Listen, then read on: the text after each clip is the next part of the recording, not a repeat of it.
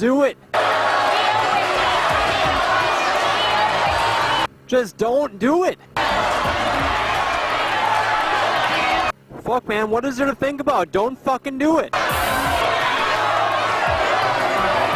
Come on, man, you have like a 99.9999999% chance of winning. Fucking just don't fucking do it.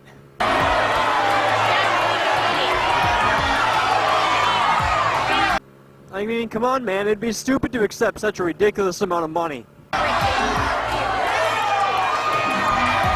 Enough to buy a fucking house, or a new car, or pay the tuition for your kid's college. But come on, man, be fucking greedy. Fuck your family, fuck your kids, just fucking don't take the deal. No deal! Yeah, no fucking deal, yeah! Plus the $10,000 you won. Anyway, guys, enough with the bullshit. I am back finally on two wheels. It feels great. For those of you who don't know, I went on a work trip to Knoxville, Tennessee, and then to Columbia, South Carolina, which lasted all of last week. I got back on Friday, picked up my bike from the dealership because I had the CCT issue that's plagued so many FZ09s. Got that all fixed up. But that's kind of what I want to talk to you guys about today, is dealer or no dealer. And I'm not necessarily talking about when buying a bike, I'm more talking about when servicing the bike. Now, given my work schedule and the amount of time that I have to be at home, as well as my current living situation and my lack of a mechanical aptitude, most standard maintenance I have done at, let's just say, a service shop. Someone that is a little more qualified than I am. And I bought my bike brand new from a local Yamaha dealer here in town, and took my bike there a couple times to have standard service done, and basically got raped in the ass. At least my wallet did. So that got me thinking, do I really want to take my bike to the dealer, even though, you know, they were very nice when I bought my bike? Do I want to take it to them when I have to have an oil change or spark plugs replaced or whatever have you? Or do I want to try and stick with a local mom and pop shop or a local mechanic and have them fix my bike? So far I've taken my bike to about 4 different service shops, one of which is the dealer and 3 others that are locally owned. And I guess what I'm trying to find out is who I can really trust the most. Oddly enough, the dealer that I bought the motorcycle from, I haven't had the best experience with them, but the CCT repair I just had done, I did go through the dealer because, being an authorized Yamaha dealer, they have access to the part.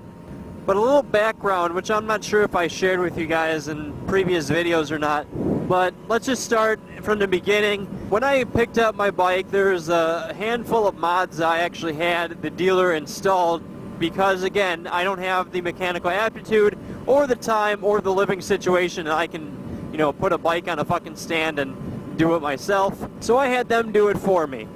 However, I noticed on my fender eliminator kit, I have the Graves fender eliminator. There's the option of using the original factory keyhole cover to keep that on the bike. Well, they didn't put it on. They did not install it really per the instructions. So I basically took the fender eliminator kit apart and reinstalled it myself with the keyhole cover. And when I plugged my turn signals back in, you know, they're color coded, it's, you know, easy to not fuck up. And when I put them back together, I realized that my left turn signal was doing the right one and vice versa. So I'm like, what the fuck? Well, I look and they actually installed my turn signals on backwards. And I guess what pisses me off about that is, instead of taking, you know, the right approach and simply taking the kit off and reversing the turn signals to how they're supposed to be, they did the easy route and just flipped the wires around. That just pissed me off, because I'm like, if they're going to take shortcuts with something so stupid like a fender eliminator kit, God only knows what shortcuts they're going to take when it comes to you know, more labor-intensive jobs. You know, I don't know, valve clearances or valve adjustments, I should say, and maybe even something as replacing a spark plug. I don't know, whatever have you. You know, fuck, even doing the CCT that I just had done. So that just kind of bothered me a little bit. So that started my quest to try and find a local repair shop that I could really trust. And I thought I found one in a nearby city, but I lost my trust in them when my fiance and I bought a Honda Rebel through them. You guys, you can check out my review. I'll put it somewhere, probably as a card or whatever they call that thing on YouTube, but I'll put that there. You can check that out if you'd like. But she bought the Rebel. She liked it. She got it for a little bit, but eventually the shifting was just, she just gave it up. She didn't like it. We took the bike back, not even maybe, probably 2 weeks after we bought it. And I'm like, listen, Andy, Andy is the owner. I'm like, listen, Andy, we made a mistake. You know, we found a 250 cc scooter that you have right here on your lot. You know, we want to see if you know, if there's any way we can trade, and maybe I can kind of get some of this back. And the reason why I asked that is the Rebel was $2,500, this scooter was $1,500. So I knew I wasn't gonna get all my money back for the Rebel. I wasn't expecting that. But what I was expecting is for him to work it out with me and you know that, you know, I just bought the bike from him and have him not fuck me over. Well, he fucked me over, actually.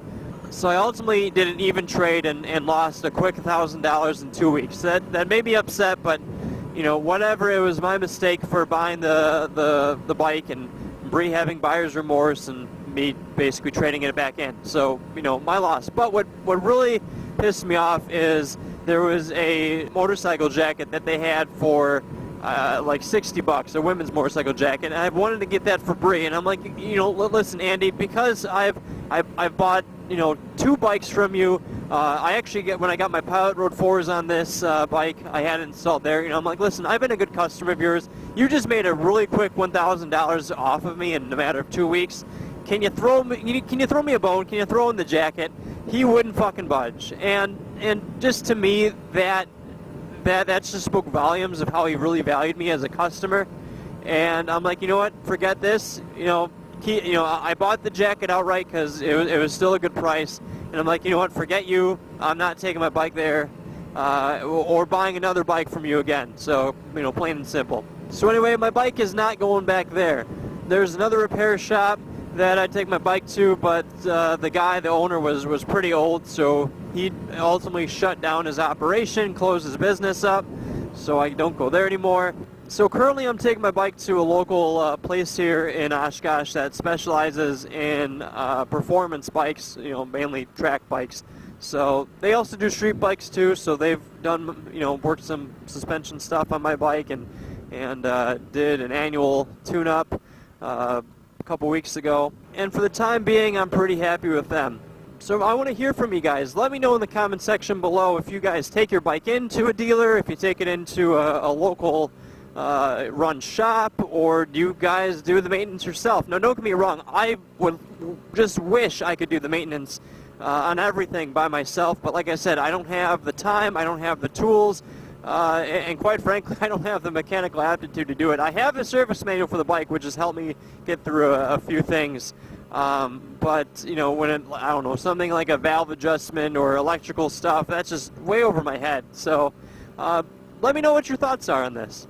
So with that being said, guys, thanks for watching this video. Make sure you like, comment, and subscribe, and I look forward to seeing you in the next video. See ya!